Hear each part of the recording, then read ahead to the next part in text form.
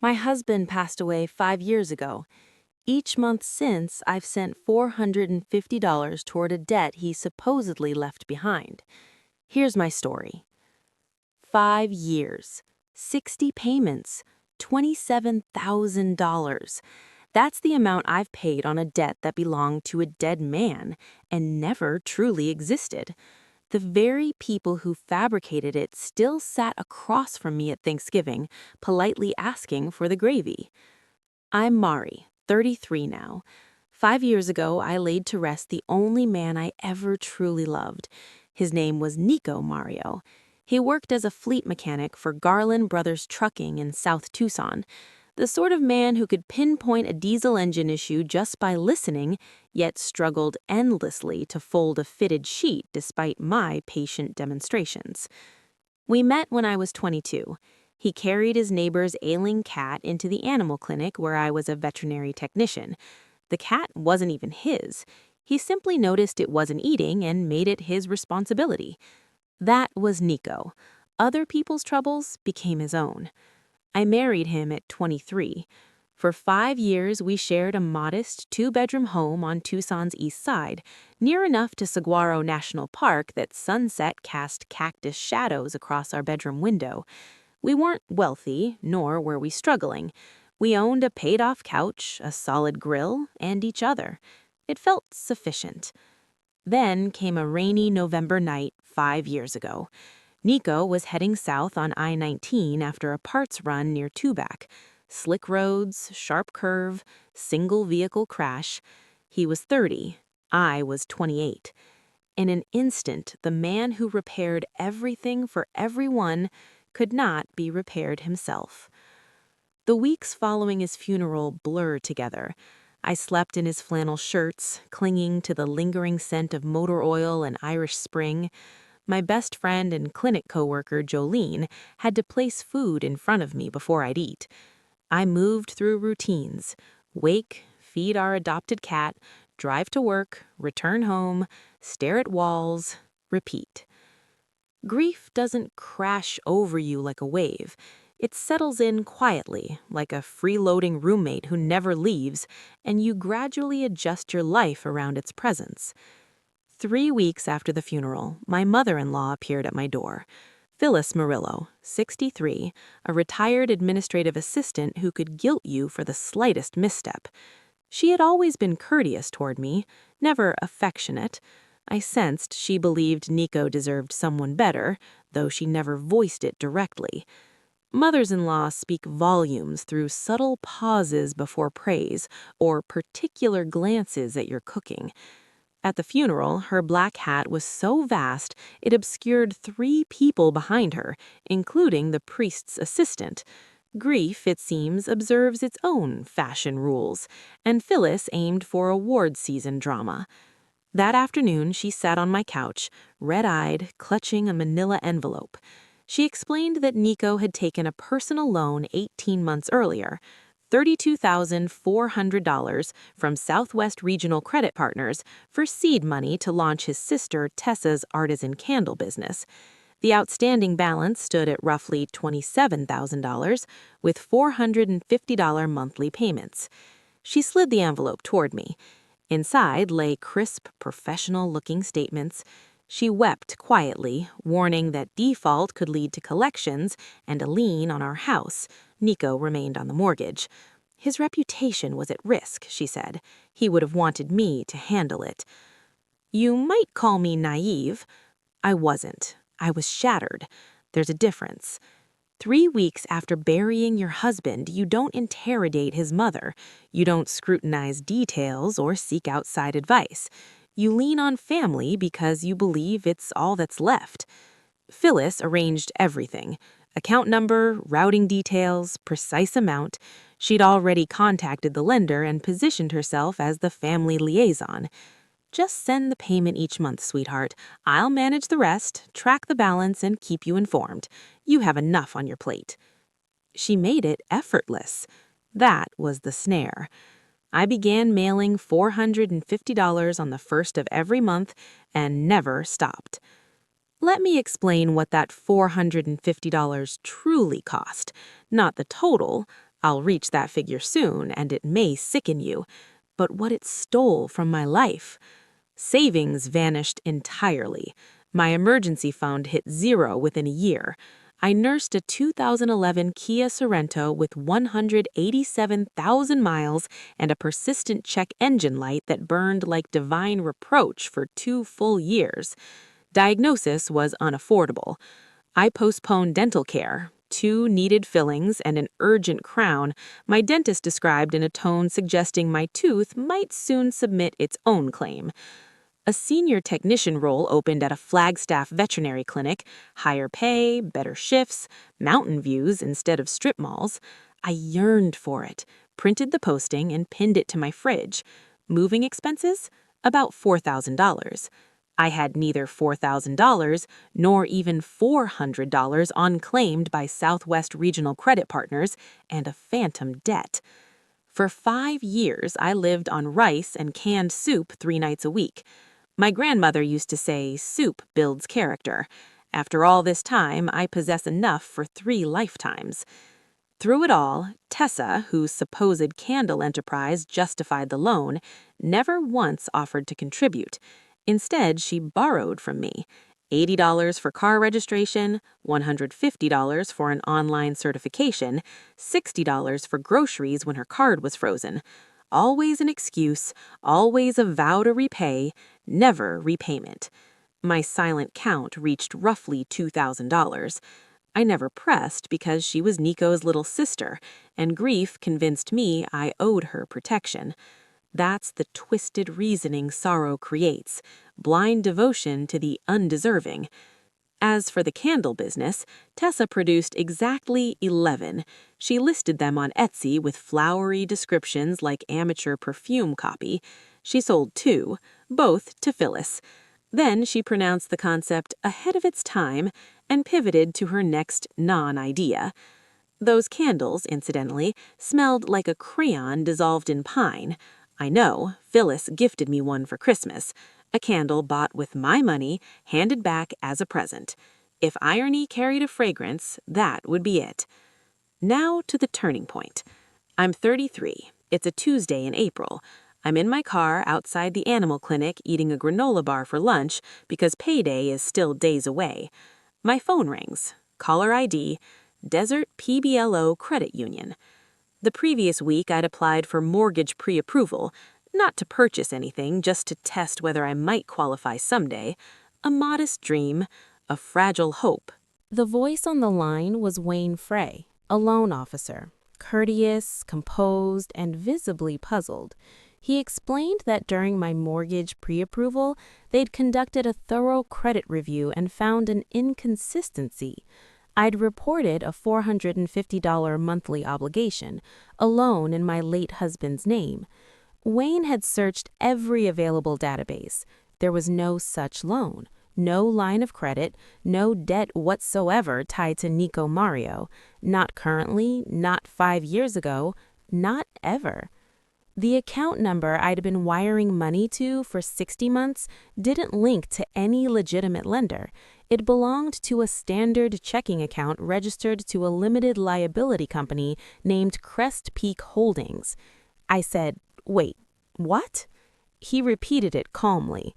I said it again. "Wait, what?"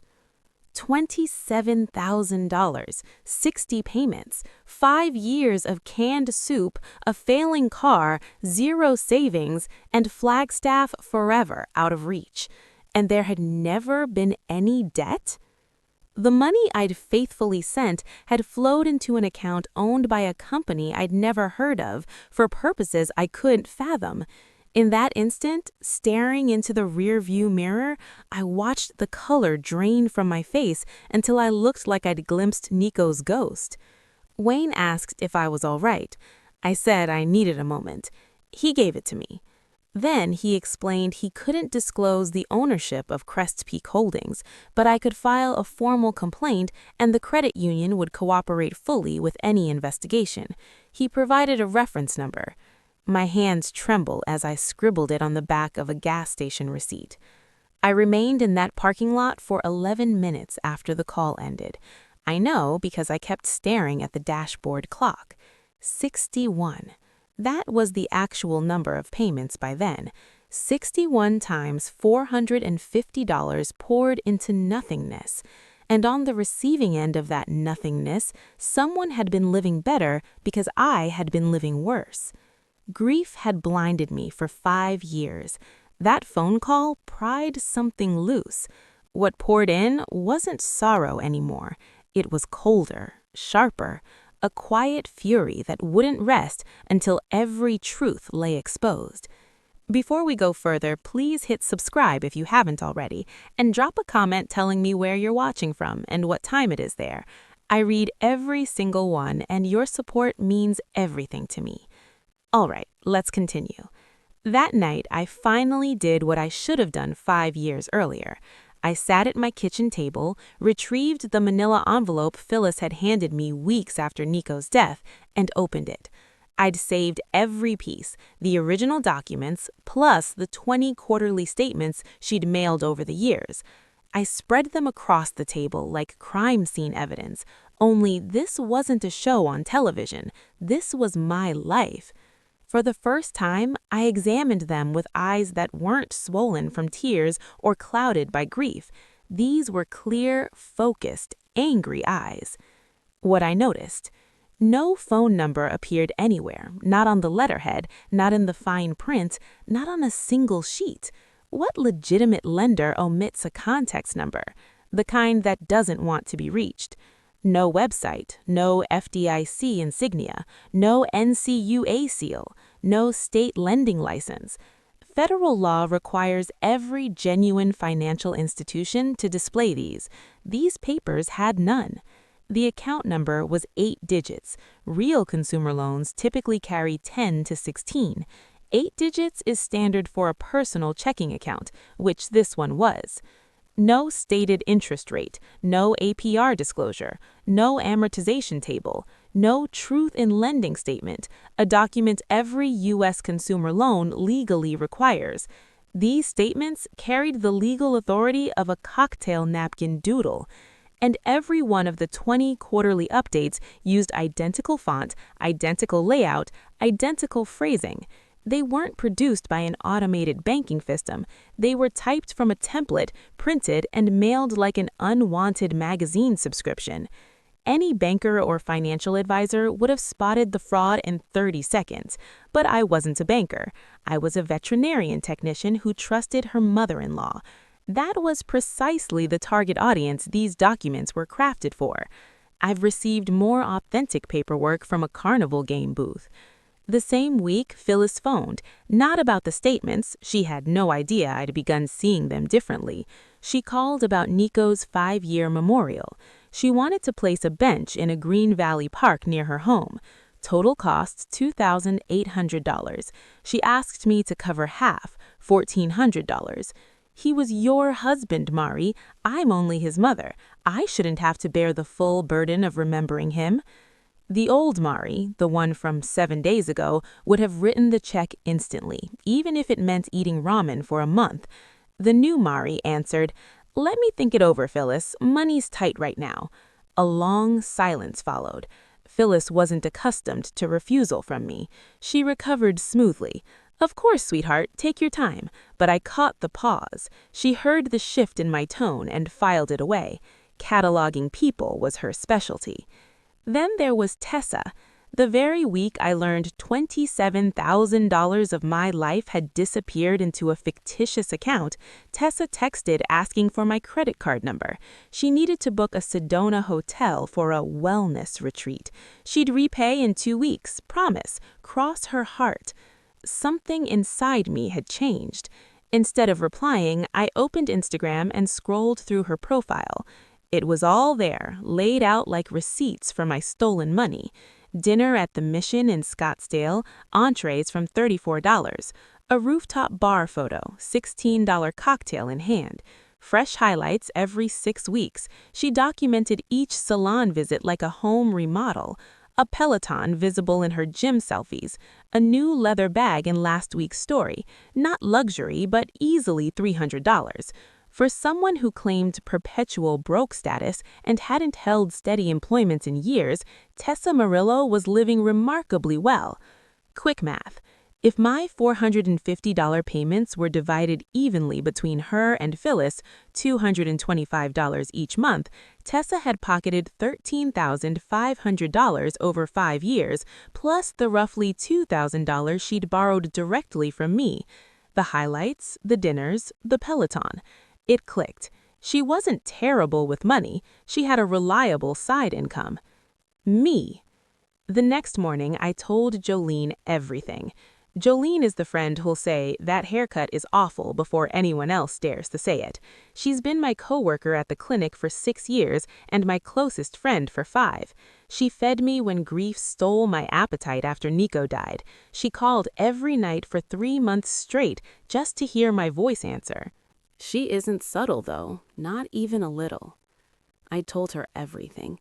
The call from Wayne, the fabricated statements, the $27,000, Crest Peak Holdings, every detail.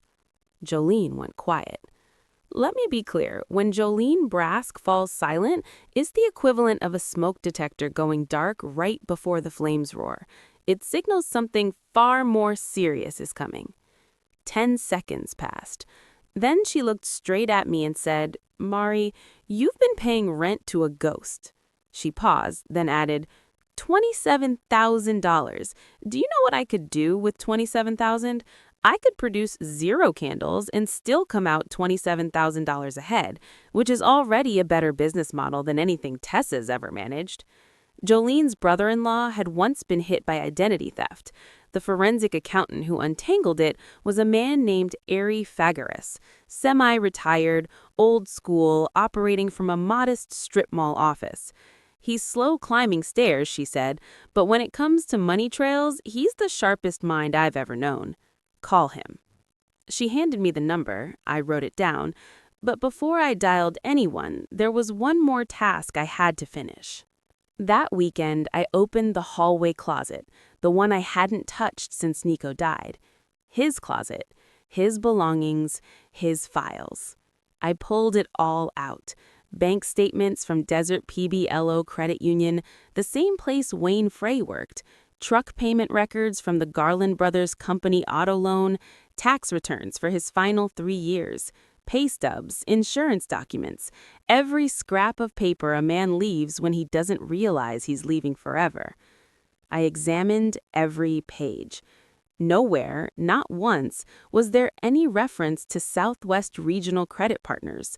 No $32,400 loan, no payments to any unfamiliar entity beyond the truck loan in our mortgage, no applications, no approvals, no letters, no trace.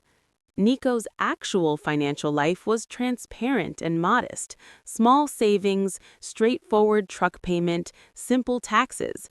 The man who supposedly borrowed a large personal sum left 0 evidence of it in his real records. The loan had never existed. I sat on the closet floor, surrounded by the documented truth of Nico's life, and felt something fracture inside my ribcage. Not grief this time. Grief I recognized. This was different.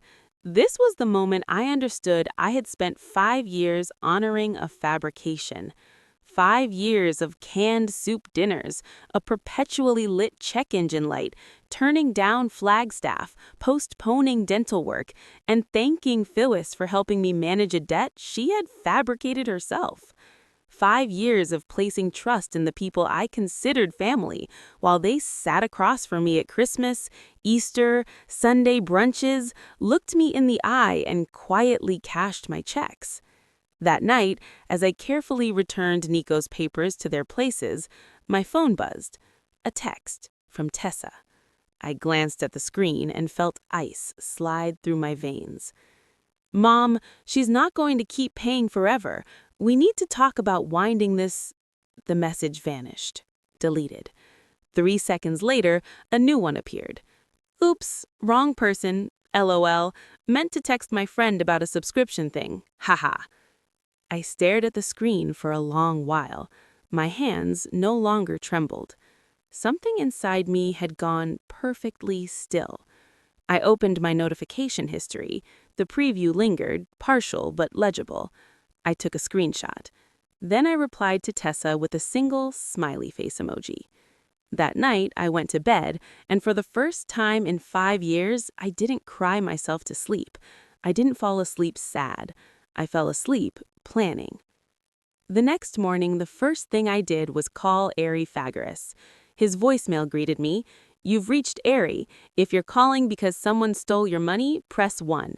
If it's anything else, I'm probably not interested." I pressed 1. He returned my call within 20 minutes. Ari Fagaris operated from a small suite in a South 6th Avenue strip mall, wedged between a nail salon named Polish Dreams and a tax office whose banner still boasted last year's filing deadline. The parking lot held more craters than cars. It wasn't the sort of place that builds instant trust until you stepped inside and met the man himself. Ari was 71. He wore reading glasses on a beaded chain, a short-sleeved button-down that looked like it dated to the Clinton years, and the calm expression of someone who had heard every heartbreaking money story Southern Arizona could offer and remained unshaken by any of them. Behind his desk hung a framed photograph of him shaking hands with a U.S. attorney, some case from 1997 he evidently regarded as the pinnacle of his career. His desk was buried beneath files, receipts, legal pads, and 2 coffee mugs, yet I sensed he could locate any single sheet in seconds. I sat opposite him and told the entire story: the manila envelope, the 20 quarterly statements from Southwest Regional Credit Partners, Wayne Frey's call, the $27,000, Crest Peak Holdings, every detail. I didn't cry. That phase was over. I simply spoke. Ari listened without interruption, jotting notes on a yellow legal pad with a ballpoint pen imprinted Tucson Elks Annual Picnic 2019. When he finished, he set the pen down, interlaced his fingers, and regarded me the way a radiologist studies a clear X-ray. "Textbook," he said. "Someone formed a shell company, manufactured phony loan documents, funneled your payments into their personal account, and relied on your grief from preventing you from ever questioning it. I've encountered this exact scheme 3 times in my career. Twice, the perpetrator was family." He swiveled to his computer, an ancient desktop that probably outlived year 2000, and opened the Arizona Corporation Commission public records site, free, searchable. Less than 5 minutes, he had it. Crest Peak Holdings LLC had been registered in Arizona exactly 5 years ago, 3 weeks after Nico's funeral. The same week, Phyllis sat on my couch and presented the manila envelope. The registered agent address matched the P.O. box printed on every fraudulent statement I'd received for half a decade. Arizona law requires LLC filings to name at least 1 member. Ari clicked. There it was, in plain black text on the official screen: Teresa R. Murillo. My stomach lurched. But Ari wasn't finished. He pulled up the LLC's most recent annual report, a document Tessa had filed and evidently never expected anyone to scrutinize. Under secondary managing member appeared a second name: P. Murillo. Phyllis. I stared at the screen. Mother and daughter, business partners, 5 years, $27,000. All of it documented on a public government website because they never dreamed I would search. Ari allowed me a moment to absorb it. Then he asked a question I hadn't anticipated. "Did your husband have life insurance through his employer?" I blinked. Yes. Nico carried a basic group life insurance policy through Garland Brothers Trucking, $15,000 payout, standard employee benefit, nothing extravagant, just the modest coverage that comes with a payroll job. I told Ari I had never received it. After the funeral, I assumed the paperwork was delayed. Then the relentless $450 payments swallowed every ounce of mental space I had, and the policies simply slipped my mind. I know it sounds unbelievable now, but when you're grieving and barely scraping by, you don't chase a $15,000 payout you're not even certain exists. You focus on surviving the day in front of you. Ari picked up the desk phone and dialed Garland Brothers Trucking's HR department. He waited on hold for 14 minutes, enduring what must be the most excruciating jazz saxophone recording ever committed to audio. Then a benefits representative answered. Ari explained the matter with calm precision, citing Nico's employee ID from the old pay stubs I'd brought. He inquired about the life insurance claim. The response arrived in under 2 minutes.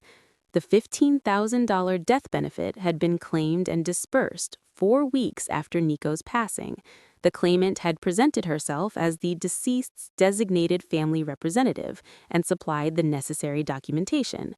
The check was mailed to a P.O. box in Phoenix, the identical P.O. box. Ari asked about the beneficiary designation on record. Nico had completed the form at age 24, shortly after being hired, long before we met. It named his beneficiary simply as next of kin.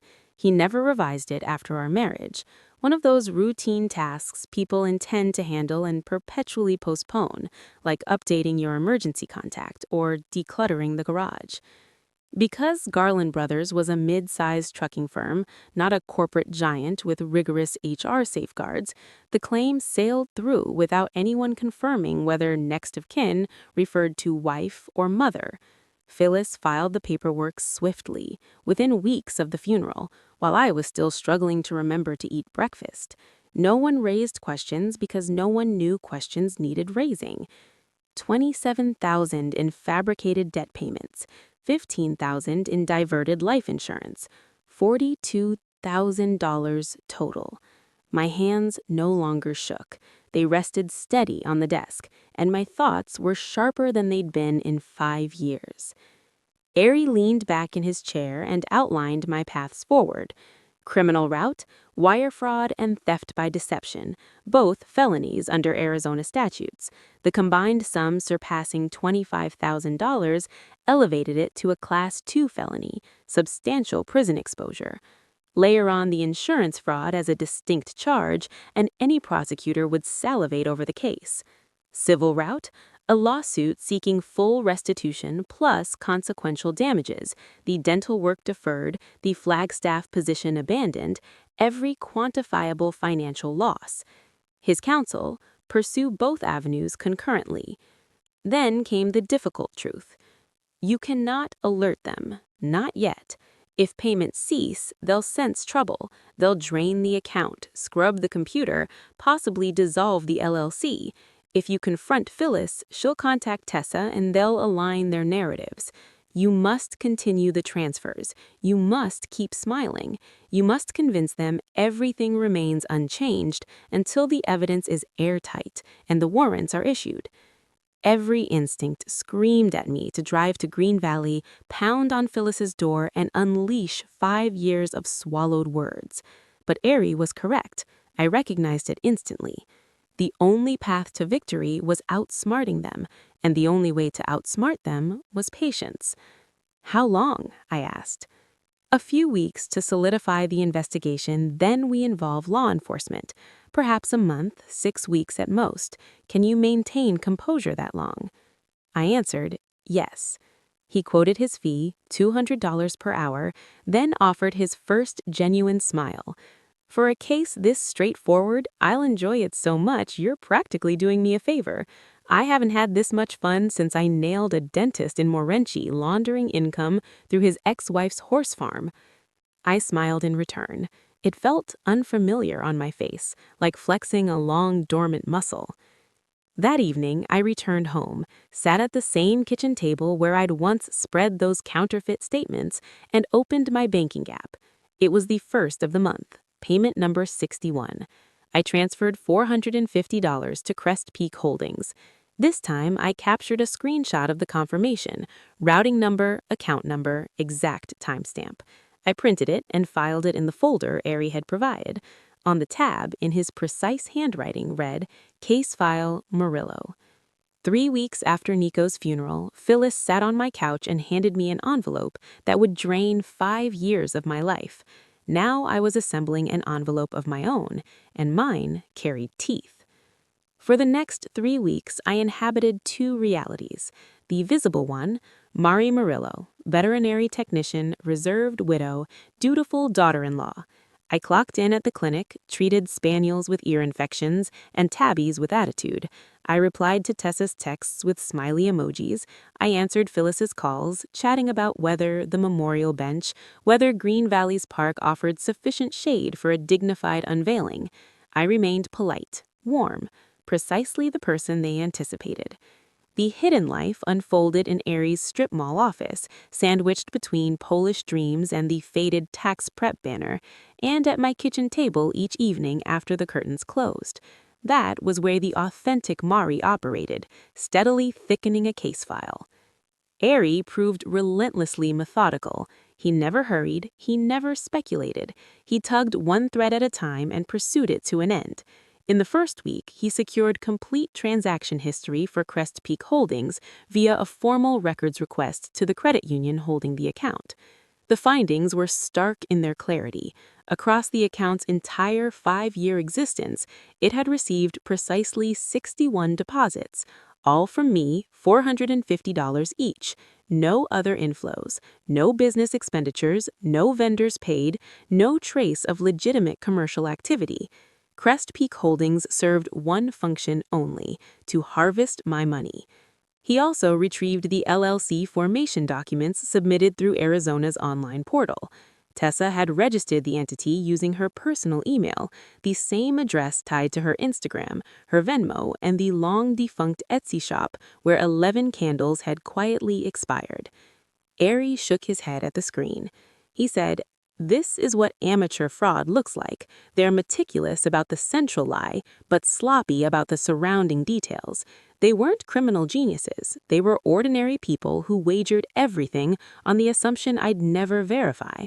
And for 5 years, that wager paid off." Meanwhile, I upheld my role. I met Phyllis for Sunday brunch at her preferred Green Valley Cafe, a quaint spot offering overpriced omelets and coffee that tasted like it had been percolating since the previous decade. I discussed the memorial bench enthusiastically. She'd selected a wrought iron design with a small plaque. She showed me the catalog page. I nodded, smiled, and pronounced it lovely. Then I agreed to cover my half, $1,400, and wrote her the check right there at the table. Phyllis slipped it in her purse with the practiced ease of someone accustomed to receiving my money. What Phyllis didn't realize was that the following day I telephoned the Green Valley Parks and Recreation Department. I inquired if anyone had submitted a bench installation request under the name Murillo. The woman on the phone checked their records and confirmed. No request, no application, no bench. Phyllis had never submitted anything. She intended to pocket my $1,400 the same way she'd pocketed everything else, a scam nested inside a scam, like Russian dolls carved from pure audacity. I also began recording my phone calls with Phyllis.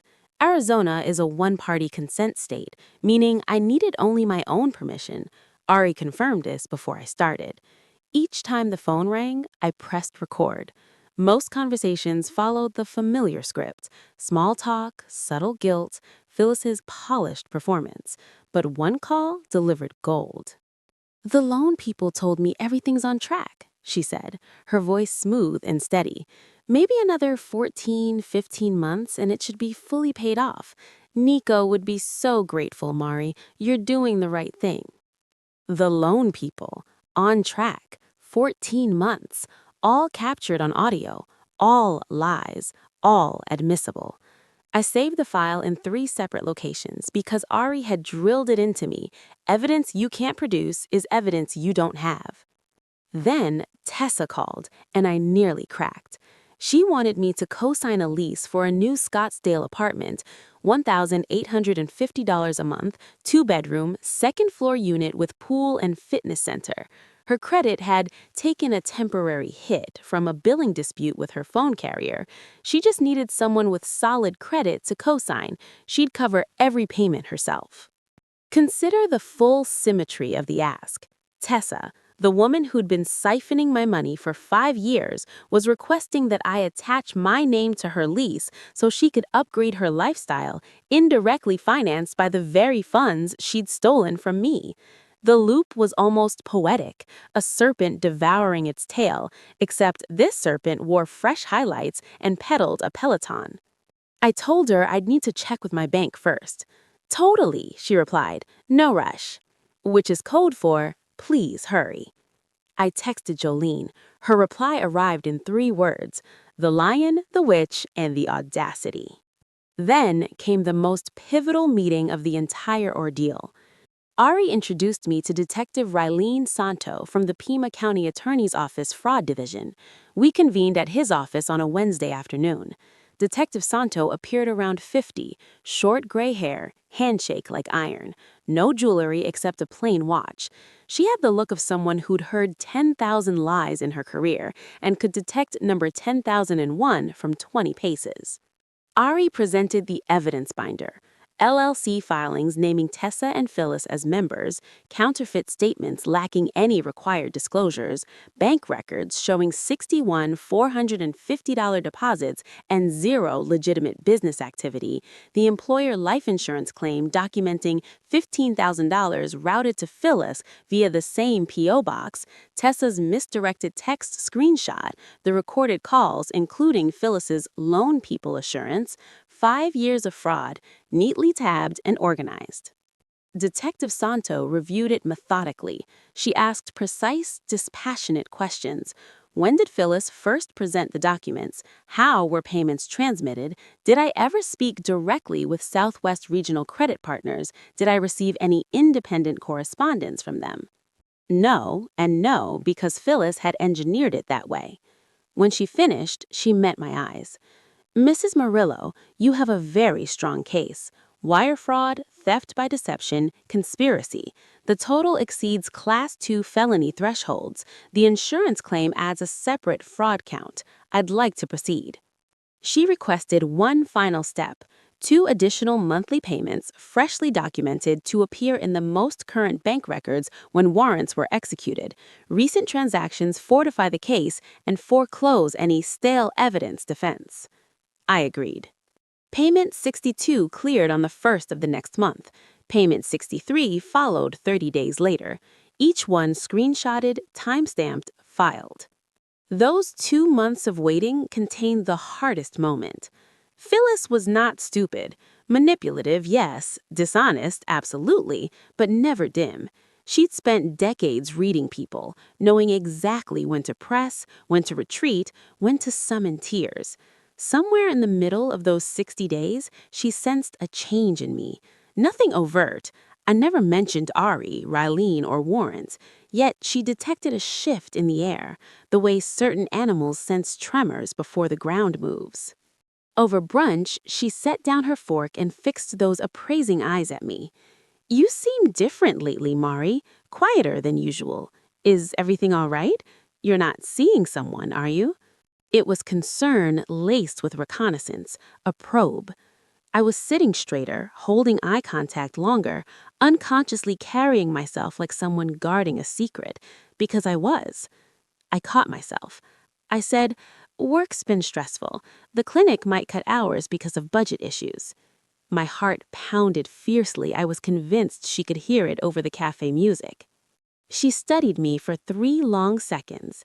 Then she nodded and returned to her Eggs Benedict. Well, she said, at least the loan will be done soon. One less thing to worry about. I smiled. Exactly. There I sat, across from the woman who'd stolen $42,000 from me, complimenting her hollandaise while she ate. Forget the CIA. I deserved a daytime Emmy.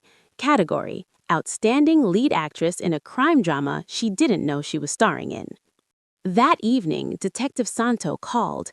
The warrants were signed. 2 arrest warrants, one for Phyllis Murillo, one for Teresa Murillo. 2 search warrants, one for each residence, authorizing seizure of all electronic devices, financial records, and related documents.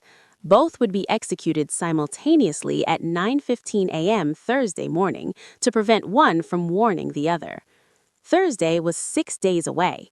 6 days of pretense, 6 days of replying to texts, answering calls with warmth, behaving as though the past 5 years remained unchanged. I went to work, treated a golden retriever with seasonal allergies, ate lunch at my desk, drove home in the Kia, check engine light glowing like an old friend, lay awake staring at the ceiling until 2 a.m. 6 days. Then, the trap I'd helped build, the one with teeth, would snap shut. If this story has you gripping the edge of your seat, please take a moment to hit like and leave a comment. It means more to me than you know, and it helps others discover these stories. Okay, let's finish this. Thursday arrived. I reached the clinic by 7:30, an hour before my shift, because staying home felt suffocating. The walls seemed to press closer. I changed into scrubs, brewed coffee I couldn't taste, and checked in my first patient, Pretzel, a nervous miniature dachshund scheduled for a dental cleaning. Pretzel trembled on the exam table. I understood him completely. My phone lay face up on the counter. I promised myself I wouldn't check it every 30 seconds. I checked it every 30 seconds. At 9:14, I stood holding Pretzel's leash, chatting with his owner about how dental care for tiny dogs is practically a second full-time job. My phone rested 8 feet away. I could see the screen clearly from where I was. Blank, blank, blank. Then it illuminated. 9:22. An incoming call from a number etched into my memory without effort. Detective Soto's direct line. I excused myself, passed Pretzel's leash to a colleague, and slipped into the supply closet. I answered between a shelf of surgical gloves and a stack of flea treatments. "It's done," Soto said. "Both in custody. No issues at either location." I asked for details. She gave the concise version. The full report would come later. At precisely 9:15, 2 Pima County Sheriff's deputies had knocked on Phyllis's door in Green Valley. She opened it wearing a cardigan and slippers, coffee mug in hand, morning news murmuring on the television behind her. She looked like any other retired woman on a quiet Thursday. The deputies identified themselves and presented the warrant. They recited the charges: felony wire fraud, theft by deception, conspiracy to commit fraud, insurance fraud. Phyllis placed the mug on the hallway table. Her hand shook so violently it scraped the wood. Coffee spilled across the surface. She said, "I'd like to call my attorney." They told her she could do so from the station. She asked to change out of her slippers. They allowed her to put on shoes. Then they handcuffed her. The same woman who'd sat across from me at brunch 4 days earlier, praising the hollandaise, walked to the patrol car in that same cardigan. She offered no resistance, no outburst. According to the deputies, she spoke not another word during the entire drive to booking. Simultaneously, at 9:15 sharp, a Tempe police unit arrived at Tessa's apartment complex. Tessa answered in workout gear, forehead damp with sweat, Peloton visible in the living room behind her. She saw the badges and attempted to close the door. An officer blocked it with one hand. Warrant, charges, the same list minus the insurance fraud count. Tessa faced wire fraud and conspiracy. Her immediate reflex was to snatch her phone and dial Phyllis. It rang 4 times, then voicemail. She tried again. Voicemail again, because 40 miles south in Green Valley, Phyllis's phone rested in an evidence bag on her kitchen counter while Phyllis sat cuffed in the back of a cruiser. Tessa began to cry. Not restrained, composed tears, the raw, unraveling kind that erupt when you realize the safety net you counted on never existed. Her mother could not rescue her. Her mother could not even rescue herself. The officers let her slip on shoes. They escorted her out. I stood in the supply closet, back pressed to the wall, and breathed. I didn't cry. I didn't cheer. I felt no surge of triumph, satisfaction, or relief. What I felt was pressure escaping, like a rusted valve finally cracking open after 5 years. I breathed, and gradually the room steadied. The fluorescent light sharpened into focus. Pretzel's faint barking drifted in from the exam room. The world became solid again. Jolene found me 2 minutes later. One glance at my face told her everything. She asked nothing. She simply guided me outside, sat me on the curb beside a fire hydrant, handed me a tissue and a water bottle. We stayed there in the April sun for a long while. She said not one word. That's how you recognize real love, when someone understands the words haven't been invented yet. Over the following 48 hours, Detective Soto's team served the search warrants. Tessa's apartment produced her laptop. Investigators discovered saved login credentials for the Crest Peak Holdings account. They found a Microsoft Word document, not a PDF, not professional financial software, just a simple Word file she'd used as a template for every fraudulent Southwest Regional Credit Partners statement.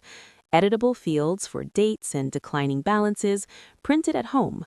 5 years of felony fraud assembled in the same program people use for resumes and birthday cards.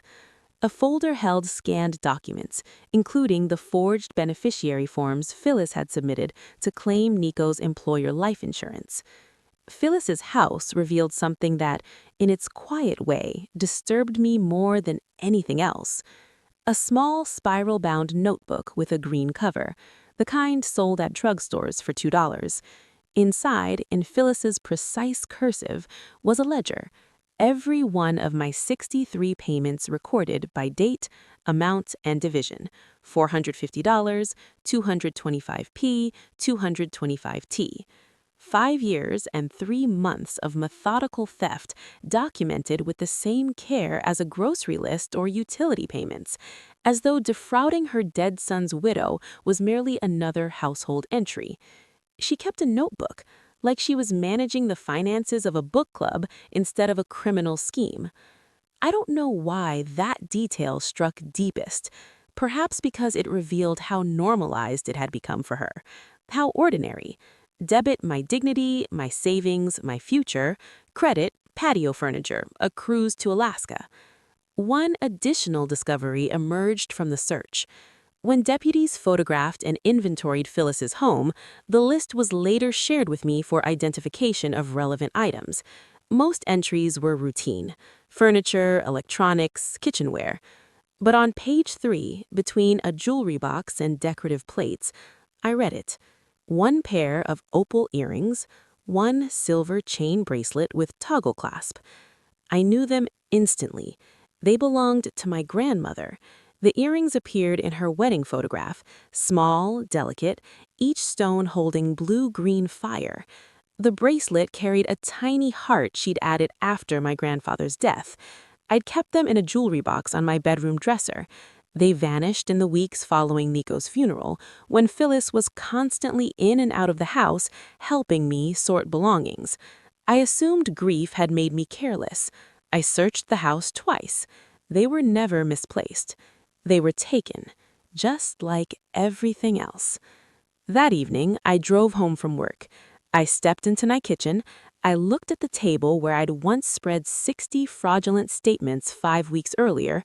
I looked at the counter where I'd eaten canned soup 4 nights a week for 5 years. I looked at the phone that had carried Tessa's requests, Phyllis's guilt trips, and Wayne Frey's call that had unraveled it all. Then the phone rang. Caller ID, an unfamiliar number, Tempe City Jail. I stared at the screen.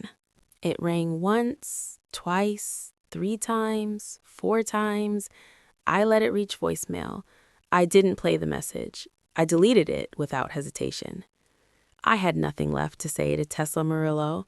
Whatever she sought, forgiveness, justification, another favor, she could confess it to the cinder block walls of her cell.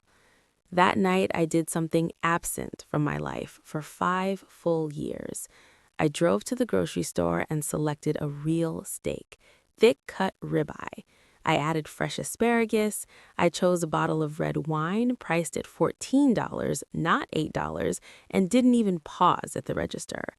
I returned home and cooked in the same kitchen where I once wept into bowls of rice. I seasoned the steak simply with salt and pepper, seared it in the cast iron skillet Nico had given me for our 2nd anniversary. I opened the wine and poured a generous glass. I sat at the table and ate slowly, deliberately, like a woman who owed nothing to anyone and had nowhere else she needed to be. If you've stayed with me this far, thank you from the bottom of my heart. If you haven't subscribed yet, I'd be honored to have you join this small community. Hit subscribe, drop a comment, share what the story stirred in you. It truly means the world to me. Now, let me close the chapter. The case wound its way through Pima County Superior Court over the next 3 months.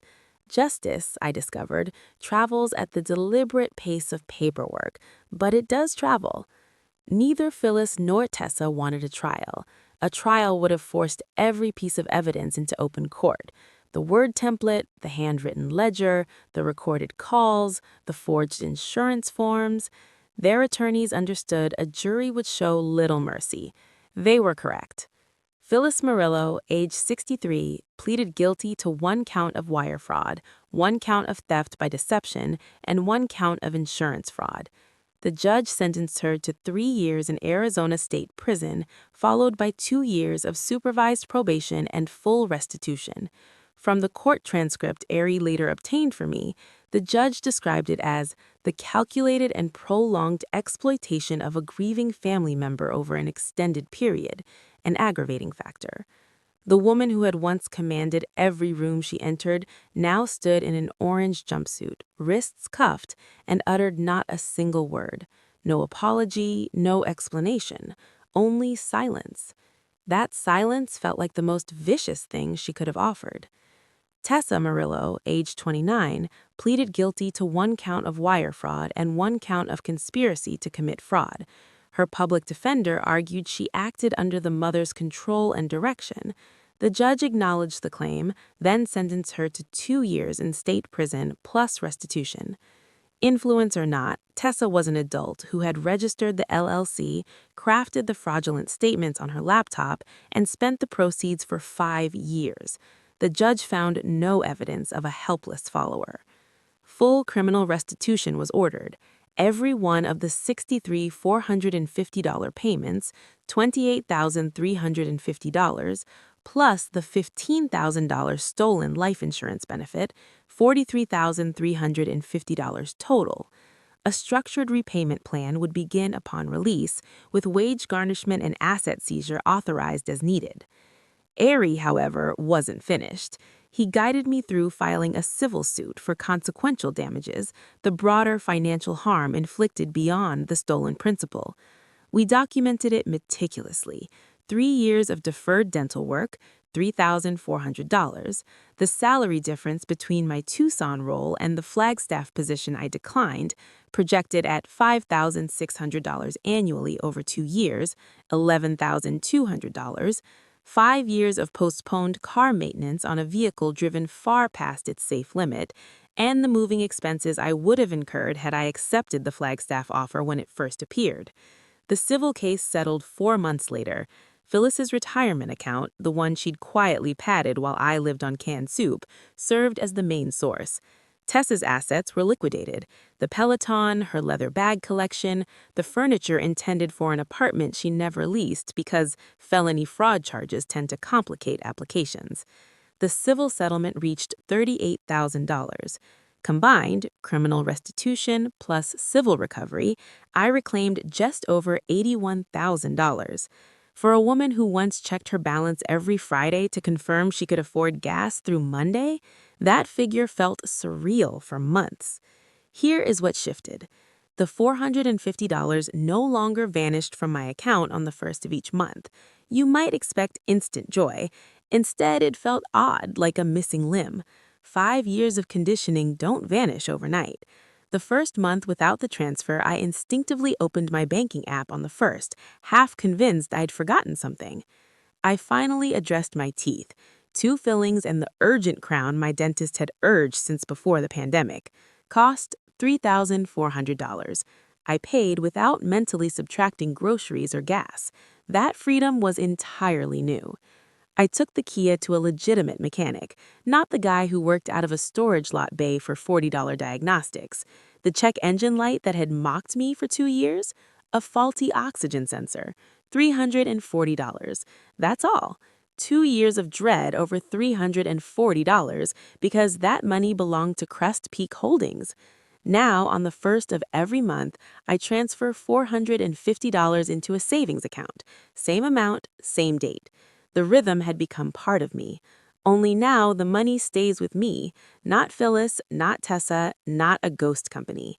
In 6 months, I accumulated $2,700. I had never held $2,700 in savings before. The Flagstaff position, the posting I once taped to my fridge and later removed because dreams cost money, reappeared. Senior veterinarian technician, better pay, better hours, a clinic break room overlooking the San Francisco peaks.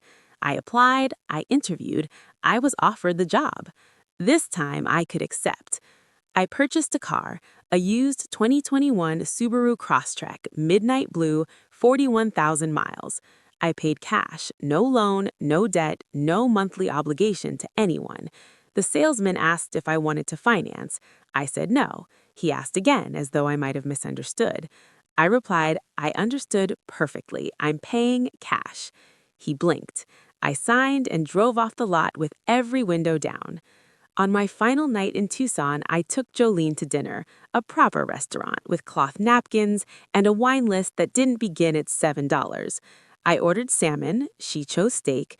We shared a molten chocolate dessert that felt gloriously theatrical at our age. Jolene raised her glass to the most expensive candle business in Arizona history. I laughed so hard I nearly toppled the water glass. For the first time in years, the laughter carried no ache beneath it. We never mentioned Phyllis.